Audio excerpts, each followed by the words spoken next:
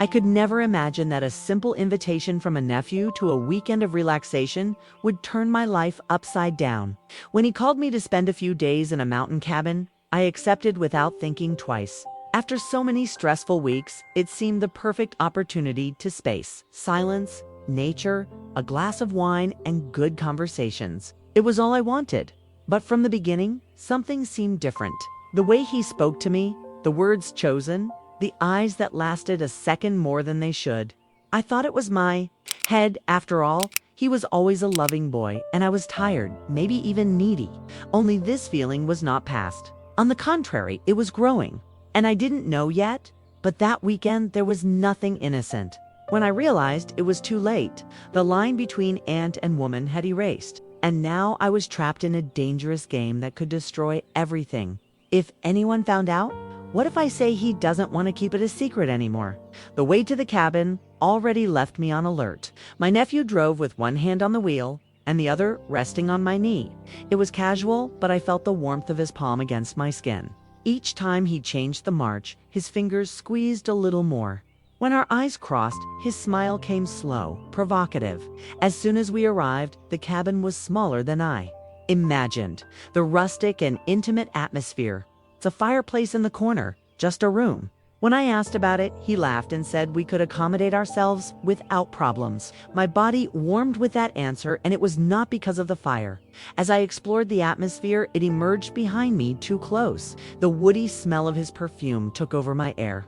He took the backpack off my back, his fingers brushing on my neck. A shiver went up my back. Relax. Here you may be yourself, he whispered, his voice loaded with second intentions. His breathing was hot against my skin. I turned around and his gaze devoured me. I should stop it there. But did I want? After installing me, I threw myself on the couch to relax. But it didn't take long until he approached. He sat next to me, his knees touching mine, took a bottle of wine and served 2 cups. You're very tense, he commented, sliding his eyes through my body. You need to relax. Before I could answer, he came with the proposal. I do an amazing massage. You will like it. My first reaction was laughing, but the idea made me curious. It was just an innocent touch, right? So why does my body react like that? He turned on my back, pulling my hair to the side. I felt his fingers slide down my shoulders, strong, firm. Each movement made my skin burn, the heat rising with each slide. The tension of my body gave way, but the pulse between my legs only increased. He leaned closer, the hot breath brushing at my back of my neck. See? Just? You need it, he murmured, his voice low, almost a whisper. The fingers slipped down my back, drawing a dangerous path. When they got too close, my breath failed. A shiver traveled my skin and I dug my fingers. On the couch, I should get up. But at that moment, the only thought in my head was that I wanted more. After dinner, he suggested a bath in the hot tub. Hot water, cold night, the perfect environment to relax. You'll love it, he said, his eyes shining with fun. The idea seemed innocent, but I knew it wasn't. My heart accelerated when I took off my clothes and put on a bikini. Upon leaving the room, he was already in the water, his naked chest greeted under the steam. His gaze traveled my body without haste, enjoying every curve without disguise. I settled in the water, and he soon came close. The space seemed great until that moment. The hot tub bubbles massaged my skin, but nothing compared to the effect of his presence so close. Looks like you're enjoying it, he whispered, his laden voice. He leaned, his lips almost touching my ear. A shiver traveled my pimple when I felt his hands slide down my thigh. Slow, exploratory, relaxant. Let it happen. My breath failed. He knew exactly what he was doing. I was no longer sure if I wanted to stop him. That's when I realized that it had already crossed the point of turning back. The wind began to click outside, and the rain was hit hard on the windows.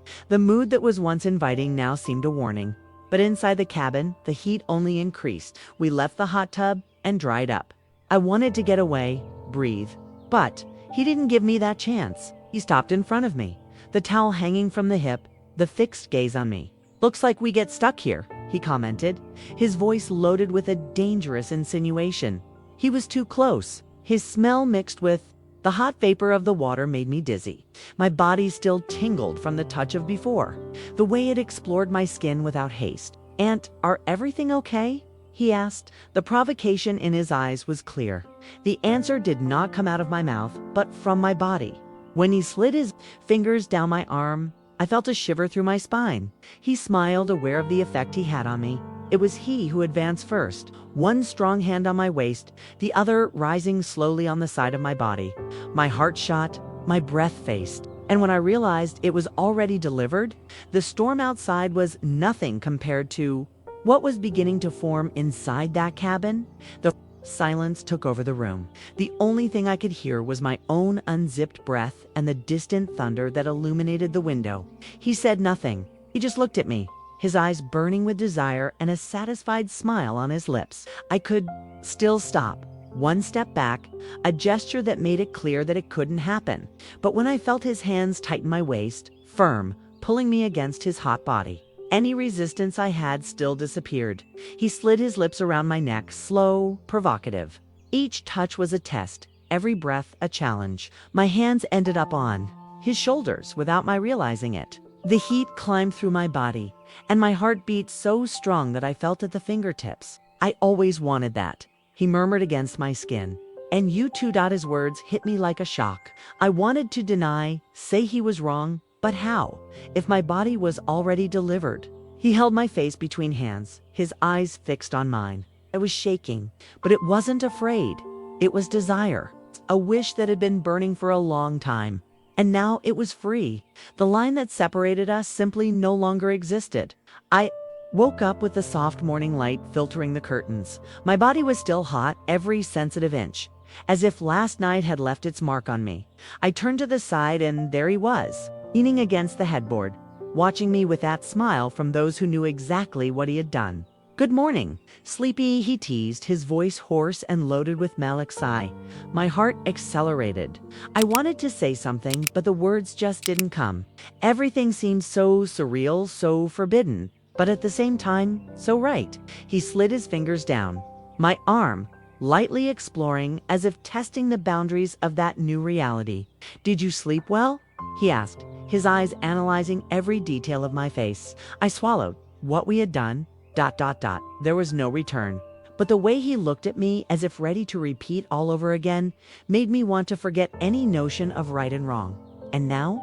I asked, finally breaking the silence. He didn't hesitate. "Now we stop pretending this is not happening." My stomach rolled. He wanted to continue, not just on that cabin, but then when we came home. And the worst, I didn't know if I had the strength. To deny the way back seemed longer than on the way. The silence between us was loaded, tense, but not uncomfortable. My body still vibrated with the memories last night. And by the way he held the steering wheel, the jaw crashed. I knew he had not forgotten either.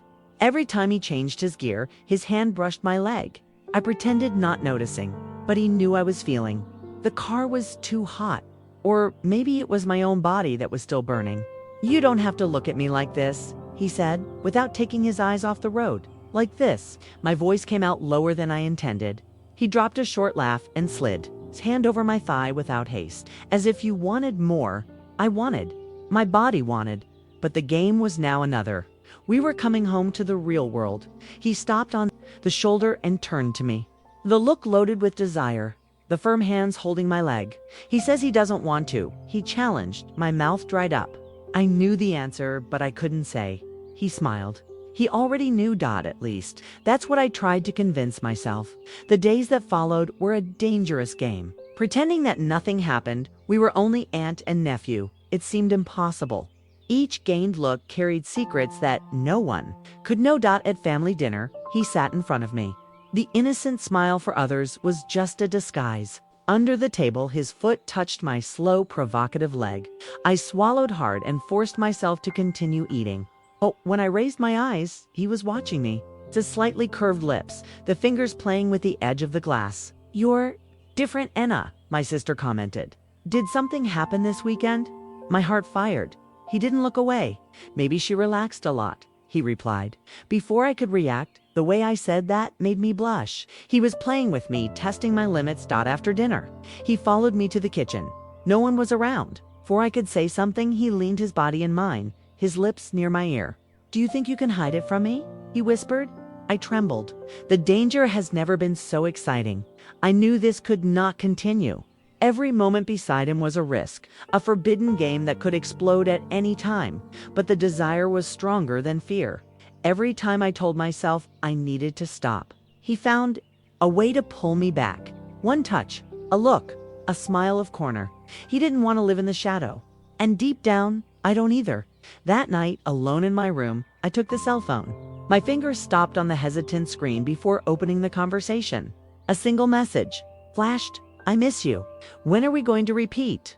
My breathing was stuck in the throat. My body reacted before my mind processed. The fingers trembled when I touched the screen. I could block. I could pretend that nothing had happened. But instead, I typed slowly. Find me tomorrow. Even place. My heart was hitting rapidly. Before the guilt could overcome me, I squeezed send. The message disappeared from the screen. But before I could lie down, another answer appeared almost immediately.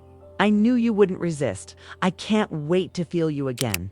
The heat rose through my body.